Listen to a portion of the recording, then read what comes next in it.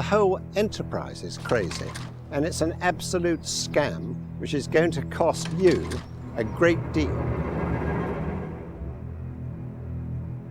It's rather like paying monkeys, because what happens is the civil servants draw up the list, and if it's vote number 58 and the piece of paper says vote yes, you vote yes, and if it's number 59 and it says vote no, you vote no. It is an absolute farce. It is a complete sham masquerading as democracy.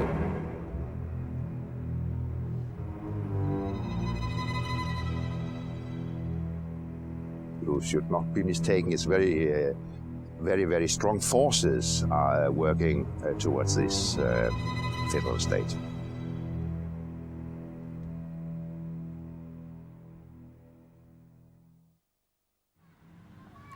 This is the village of Goudhurst. It's been said that if Kent is the Garden of England, then Goudhurst is the Garden of Kent. The English way of life has gone on here for centuries. But is all that about to become a thing of the past?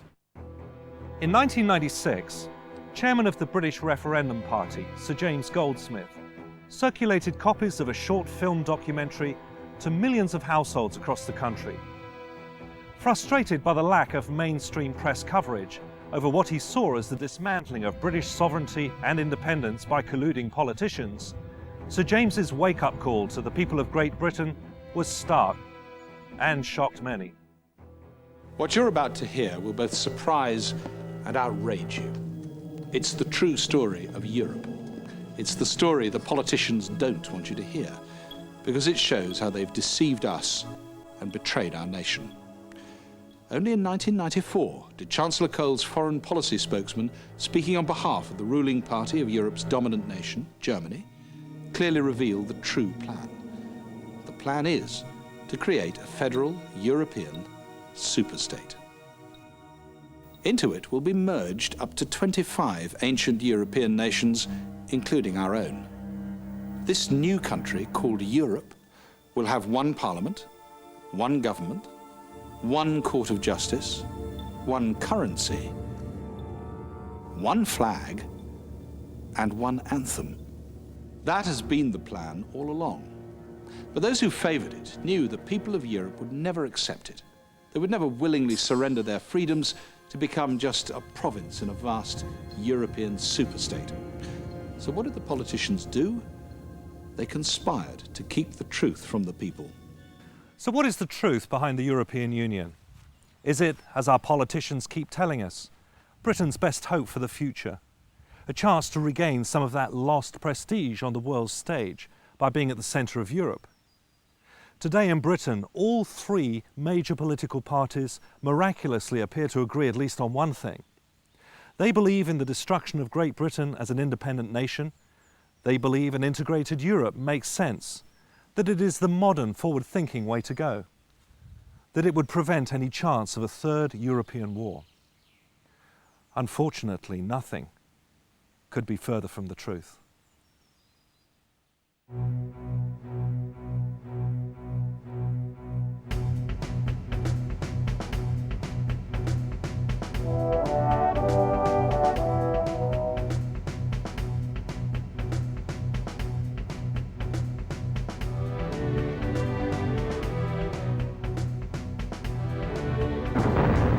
The need to unite Europe grew understandably out of the devastation left behind after two catastrophic world wars. Of all the empires, it was perhaps the Nazis who came closest to pulling off the military conquest and occupation of Europe in recent times. In June 1940, Hermann Göring, Reich Marshal of the German Luftwaffe, reviews final plans for Operation Sea Lion, the German invasion of Great Britain. He also discusses with Hitler a new plan to unite Europe, not just under the conquering hammer of Blitzkrieg, but through a lasting political and economic union, which the Nazis named Europäische Wirtschaftsgemeinschaft, or the European Economic Community. In 1942, a conference is held in Berlin to discuss this political and economic integration of Europe. Of all the nations targeted, Britain has proved the wild card because she alone has successfully resisted invasion. Rising to his feet at the conference, Nazi economist Professor Horst Jecht of Berlin University firmly declares that Britain is the greatest obstacle to Germany fulfilling her historic aim of dominating Europe.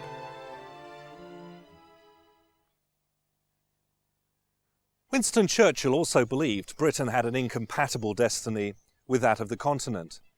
Referring to the United Kingdom's reliance on her overseas trade, Churchill stated, "If Britain must choose between Europe and the open sea, we will choose the sea." Both Churchill and Jecht were independently remarking on the same phenomenon Napoleon had noticed 150 years before, that Great Britain was a global trading power, and the nations of Europe weren't. According to the Nazis, Great Britain's awesome maritime capability was beggaring Europe because it was drawing trade away from the continent. If Britain could be conquered militarily or economically, broken up once and for all as a significant economic and political entity, the spoils of all her trade and wealth would go to whoever ran the new European empire. Few in Berlin were in any doubt about who would do the running. But the tide of war turned against Germany. In 1944, a meeting was held at the Hotel Rotas House in Strasbourg between officials of the Nazi government and German industrialists. The theme of the meeting was, how will Germany dominate the peace when she loses the war?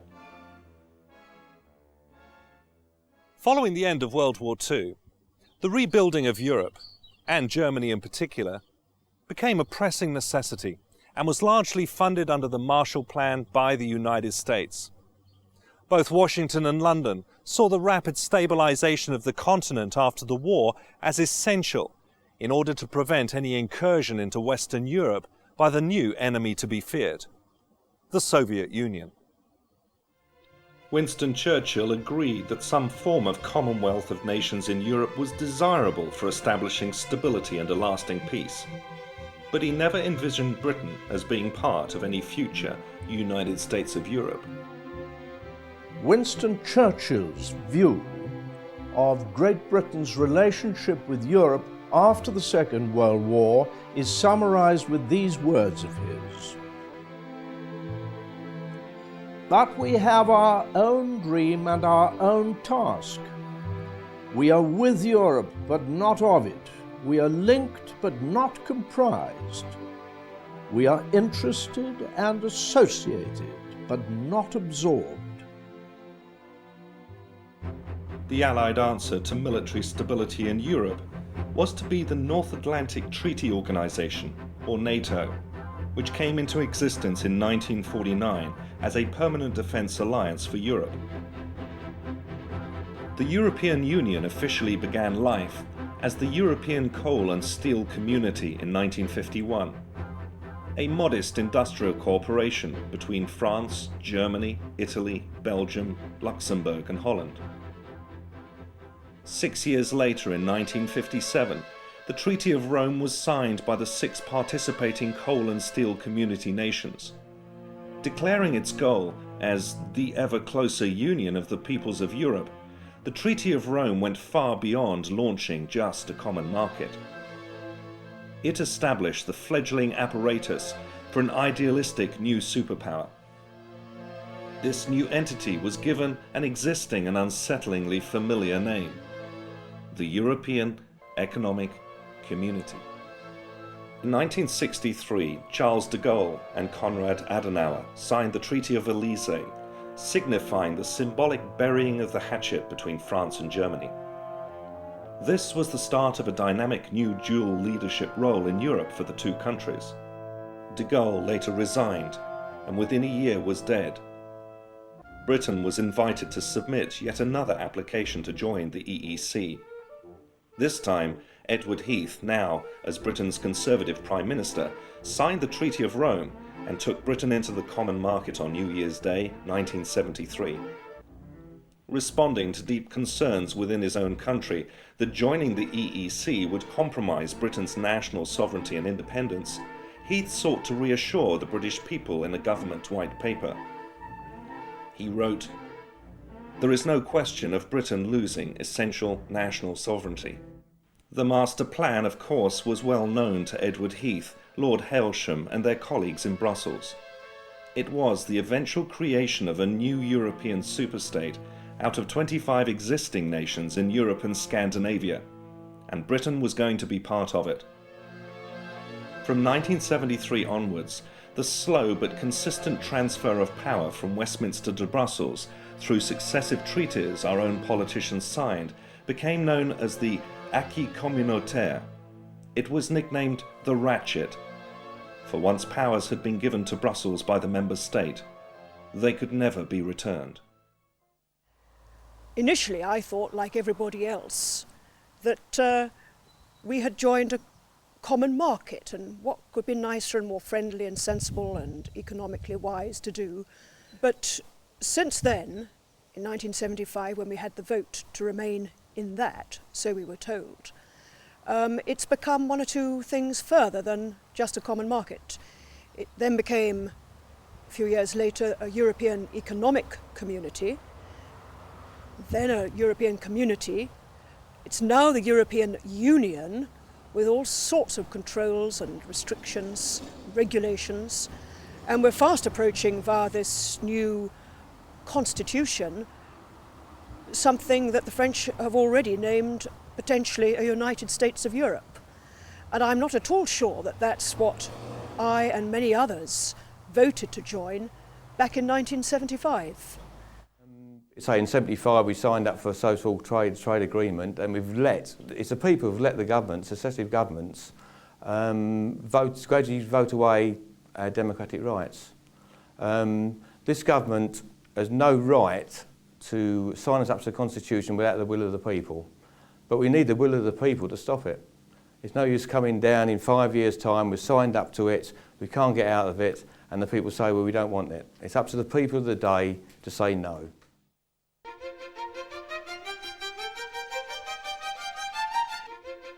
This is the Strasbourg Parliament. It was built in 1999 at a cost of £300 million. It is open for only 4 days every month. What happens at the end of that 4 days is we load our offices into tin boxes, and then lorries arrive downstairs and drive the whole lot nearly 300 miles up to Brussels, where the boxes are unpacked for the next 3 weeks when we're supposed to be there, and then it's all brought back again. This whole process of shifting the administration and the staff from one home to another is costing the European taxpayer over €100 million a year. It is the biggest scam in human history. We're not talking about billions of pounds, we're talking about trillions of pounds. Why a country which has been independent for 900 or more years would ever wish to involve itself in such political chicanery and nonsense as something which defies anyone who is sane. And only now have we got just about 14 or 15 months before they rivet on us a pan-European constitution which would be superior to our own splendid constitution, one which is the pride of the world and pioneered the way for sensible living. And here we are giving it all away. The political aim is to develop the framework for a real European Union constitution. And in my opinion, this means building up a European federal state. In black and white, the draft constitution wording confirms Brussels will exercise competence and primacy over member states' own laws. For the British, this will mean being stripped of any remaining independence, losing control over our foreign policy and armed forces, the handing over of our legal system and law enforcement to the European Union, the scrapping of the pound sterling to be replaced by the euro, the handing over of our remaining currency and gold reserves to the European Central Bank, and the total regulation of British domestic and international trade by the European Union.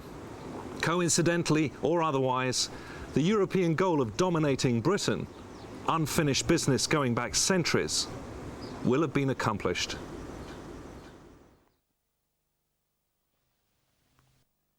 Most have already noticed that the job of running Britain is increasingly being carried out in Brussels not by British politicians, but by unaccountable foreign committees most in this country have never even heard of, let alone voted into power. These unelected, inscrutable forums dictate what citizens across the Eurozone can and can't do, down to the last detail. Henceforth, Britain is to be ruled from the new Europe, by the new Europe, and for the benefit of the new Europe. The powers driving this new superstate have always been, indeed as they are today, France and Germany.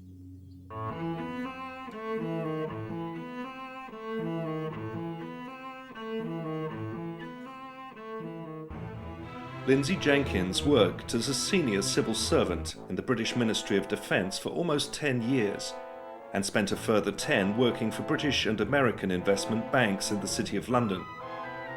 She is the author of 2 books exposing the origins of European federalism and the emergence of the European Union. Today, over 80%, that is 80%, of everything that goes through the House of Commons and the House of Lords merely rubber stamps Brussels. And there is an awful lot of it. We have recently celebrated, if that is the right word, our 40,000th directive from Brussels. And having attacked central government, now Brussels is attacking our local government structure. So we have lost, just to recap, in the following areas. We have lost 100% of our control, or near enough, over the environment. The British scenery, countryside, everything that comprises environment, including health and safety regulations, absolutely everything. We have lost near enough 100% control over our fishing. We have lost 100% control over our farming. And we have lost 100% control over our trade policy. And that last is of particular significance when you consider that Britain is the 4th largest economy in the world, and we do more trade per head of population than any other country in the world by far.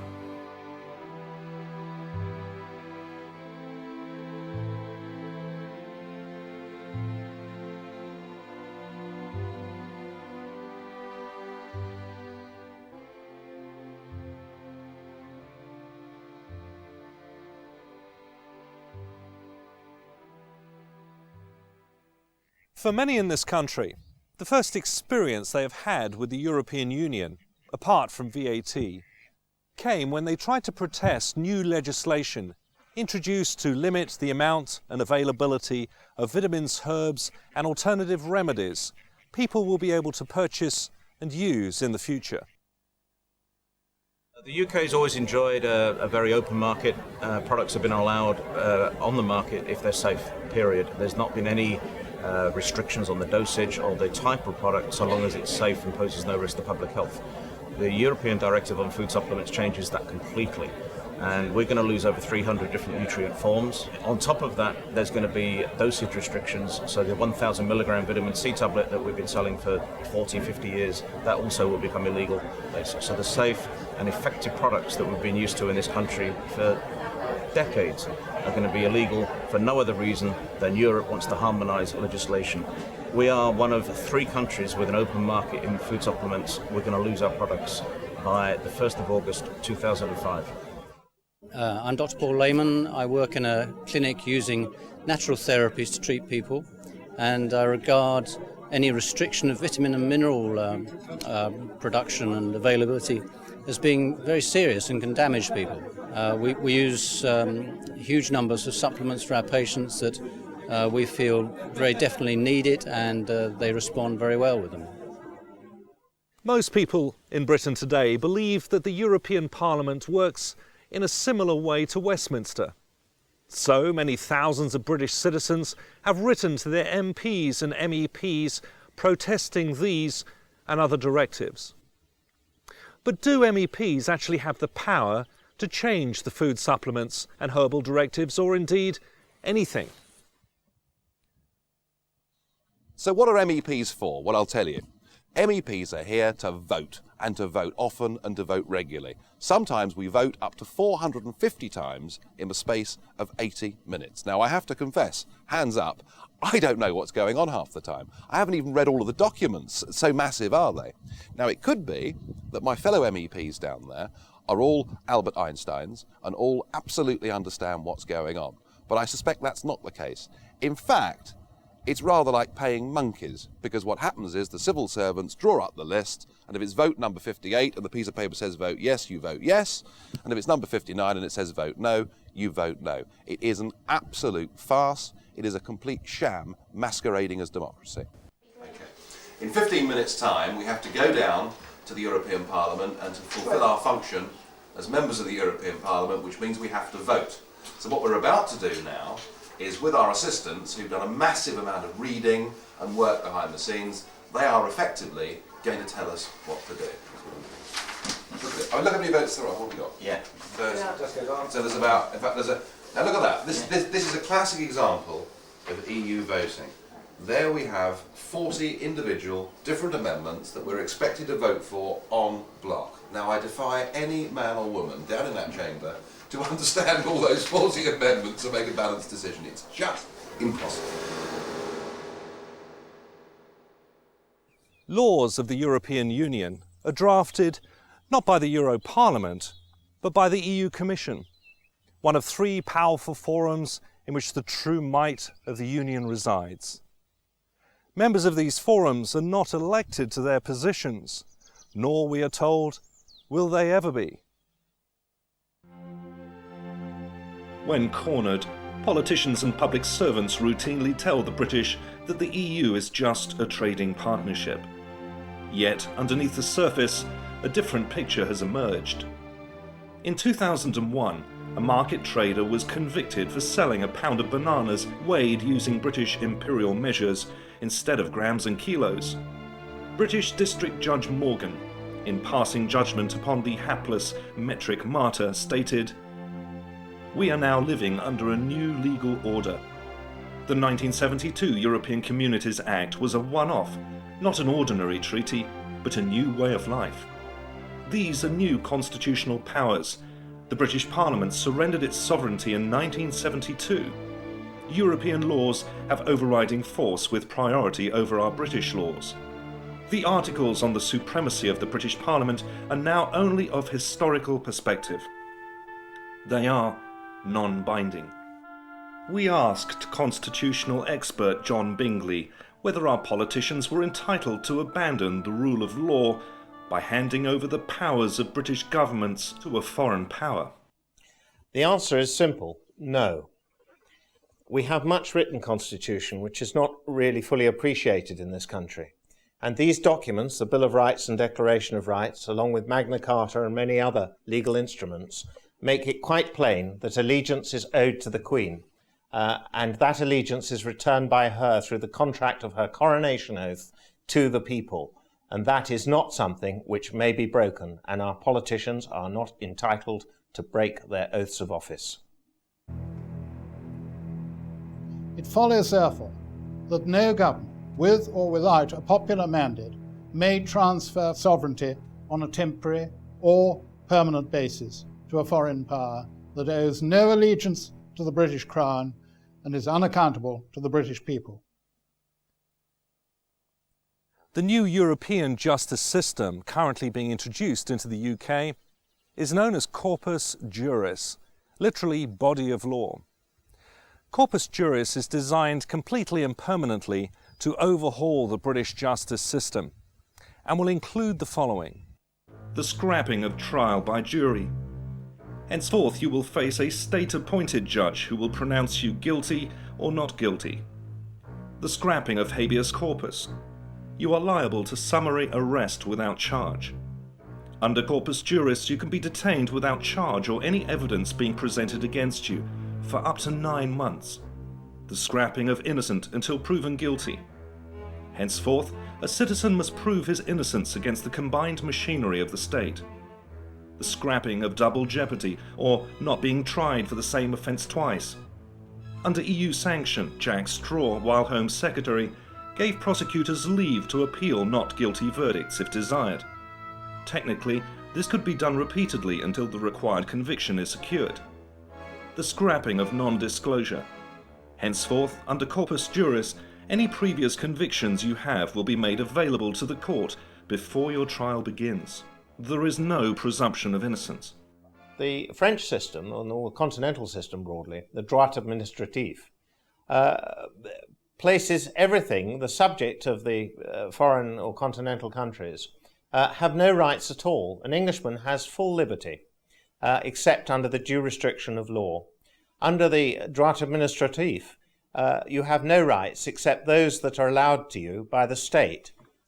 This fundamental difference is very important because it's now leading, with the takeover of the EU situation, we are now leading to a state whereby we too will come under the droit administratif.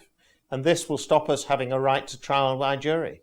And that in itself is a back door to a dictatorial arrangement. The officials themselves, we learn, and we only learn it step by step, have total immunity from everything. That is, from the criminal law throughout the member states. They seem to have extraordinary powers, but as I say, nobody knows quite what. Then, gradually, incrementally, they acquire extra powers. They acquire powers to look at terrorism. What they are precisely, we're not quite sure. They also have powers to look at fraud. What they are, we're not quite sure. For centuries, it has been the British citizens' most basic right to vote in 100% of the members of Parliament who govern their country, or alternatively vote them all out and sack them if they don't perform. For instance, the basic principle that one Westminster Parliament can always change what the past Parliament did. That's the core of democracy, that you can elect a new Parliament and then you can have a new law.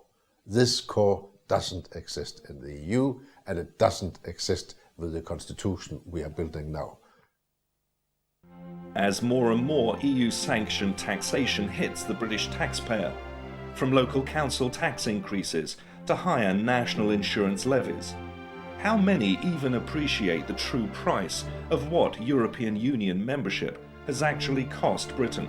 People don't realise that the cost to Britain is £1.3 million per hour, every day, every year. And the way that figure will go is upwards, not downwards. We every year give them a nice big fat Christmas cake, costing billions of pounds, and they decide how many crumbs they're going to give us back. They don't flannel me, but unfortunately are flanneling a lot of people in this country. The Europeans have far higher levels of taxation. There'll be VAT, can you believe it, on food. There'll be VAT on house purchase. There'll be VAT on public transport. There'll be VAT on children's clothing. There'll be VAT on funerals. There's no limit to the greed of the bureaucrat. And the other point, of course, is the sheer financial point, that this place is thick with institutional corruption. You could now buy a cheap airline ticket to come to Strasbourg for about £45 return. When you get here, you're reimbursed nearly £800 for the cost of that flight. Now, this has been going on for the last 20 years, and of course what's happened is that our members of the European Parliament simply haven't been talking about it. The system is fraudulent, it's rotten to the core. The EU's pilfering of airline expenses and the extravagant waste of taxpayers' money on schmoozing and boozing MEPs into compliance is of course serious enough. But there's a lot more. There's the endemic corruption that has existed at the heart of the Union from the outset. The whole thing is corrupt to the core. The scale of the corruption, the figure given in the House of Lords Committee was that it was £6,000 million worth of corruption in a single year. Their accounts haven't been signed off for the last 8 years. Why would anyone wish to be governed by something which is utterly corrupt? It is beyond belief. And I think, quite honestly, all these MEPs in Brussels, we are going to have an awful job trying to break this down simply because they're on a cushy little number. And that has always been the problem with not only the MEPs, but our own government. They're too busy feathering their own nest. In 1998, a man called Paul van Buitenen, who worked in the European Commission, decided that fraud, waste, mismanagement, corruption and nepotism had become so bad that no longer could he hold his peace, and he went public and became the first whistleblower. It turned out that in fact all of his claims were right, and the entire European Commission were forced to resign in disgrace. The president of that commission, Jacques Santer, is now here as a member of the European Parliament for Luxembourg. And Commissioner Kinnock, who was one of the 20 that had to resign, is now a vice president of the European Union and has been put in charge of sorting out fraud. Well, how well has he done? Well, there's now another whistleblower. Her name's Marta Andreasen. She went to Commissioner Kinnock. She said, look, I'm sorry, Commissioner Kinnock, but I cannot sign off these accounts. You're using a cash-based system. You're not using double-entry bookkeeping, which incidentally was invented in the late 14th century. She said, I cannot sign off these accounts as being a true and accurate record of the EU's finances, and for her trouble, she's been suspended pending an investigation. Everybody talks about reforming fraud within the European Union. I think this whole system is so rotten that it's now unreformable. It means that you will be ruled for the first time by people you cannot sack. Why would anyone want to do that voluntarily? It's the politicians of all three major parties who are all hell-bent on ever closer union. Ever closer union, in fact, means ever closer strangulation.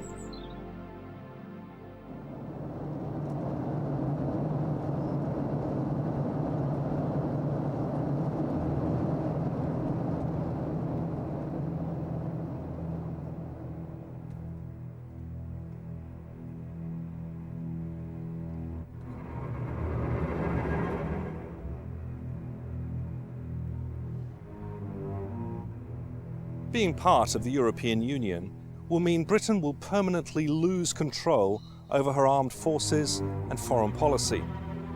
The new European army, so enthusiastically pushed by France and Germany, in effect threatens NATO, the organisation that has kept peace in Europe for the past 50 years. They can use our armed forces, the Crown forces, the Army, the Navy and the Air Force, in the European Rapid Reaction Force. And imagine our forces being under the command of some perhaps French or German general. And then there's the euro. Joining it will be irreversible, according to Hans Tietmeyer, former president of the German Bundesbank. Monetary union is a path of no return, he states. No subsequent revision or withdrawal of any kind is either legally or politically provided for. Britain's economy traditionally tracks that of the United States because of our heavy trading on the dollar. So what would be the effect of joining the euro and tying Britain's economy into this one-size-fits-all arrangement with the other nations of the EU? Brussels wanted to know too, which is why in October 1990 Britain joined something called the European Exchange Rate Mechanism, a dress rehearsal for the euro and monetary union, which effectively locked the British pound into other EU currencies. 23 months of chaos followed. British business suffered its worst recession in 60 years. 100,000 UK businesses went to the wall. Unemployment doubled from 1.5 to 3 million. More bankruptcies were filed than in any previous 2-year period ever. Repossessions of property increased 7-fold. By 1993, over 500,000 of us were at least 3 months in arrears on our mortgages. Britain lost estimated reserves of 68 billion sterling. And as someone once put it, you may be very friendly with your neighbours, but would you actually hand over complete control of your bank account to your friendly neighbours? Quite probably not. And that's precisely what we would be doing if we joined the euro. And if you're in Ireland or in Latvia, the euro is going to be great because you're having everything paid for. Unfortunately, it's by us. And I don't think we can afford or sustain that level of payment for that amount of time. If we joined the euro and the same thing happened to our economy as happened to Germany, we could all find ourselves struggling to pay our mortgages. There's been a great debate going on for the last 5 years about the supposed benefits of the single currency.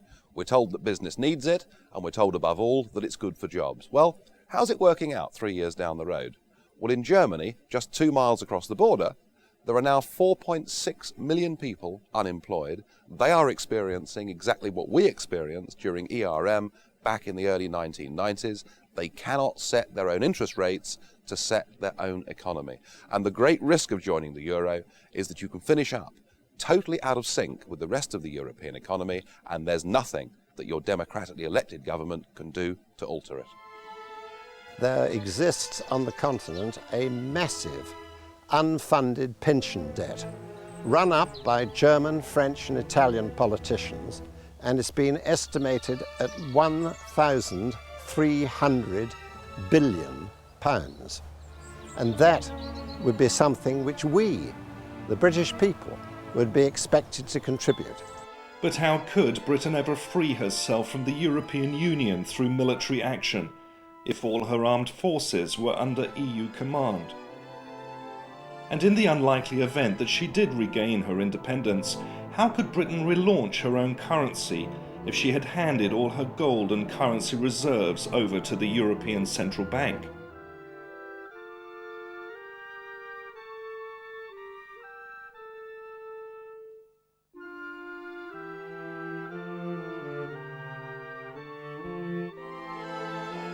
And the question that you can ask our ministers is, how is it that they have sworn oaths of office that say that they will defend all jurisdictions and authorities belonging to Her Majesty against all foreign powers, and then they give away those powers of governance, or are purporting to give away those powers of governance, to those that owe no allegiance to this crown?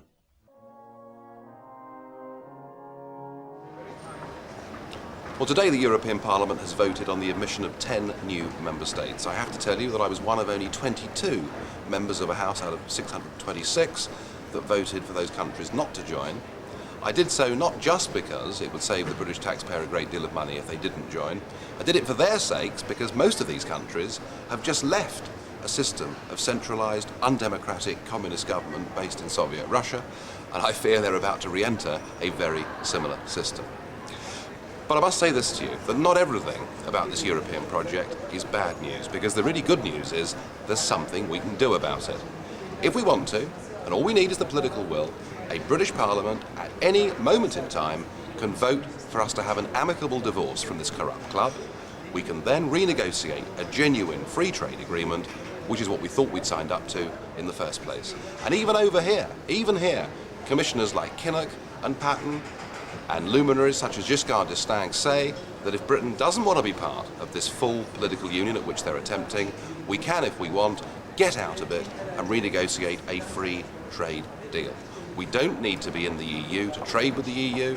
That idea is anachronistic and dates back to the 1950s and 60s. So it really is up to us. But we have to do something about it. We have to vote for people who will not allow this continual surrender of our sovereignty to continue.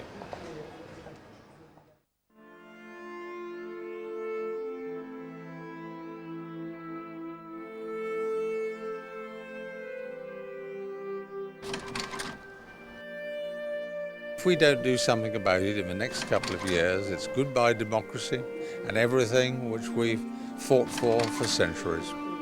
Time is running out. I think Britain joining the EU contradicts the British Constitution and the common law. The Magna Carta, the Declaration of Rights and the Bill of Rights and the monarchy are undermined, and I see the danger of British people losing their rights and liberties by joining the EU.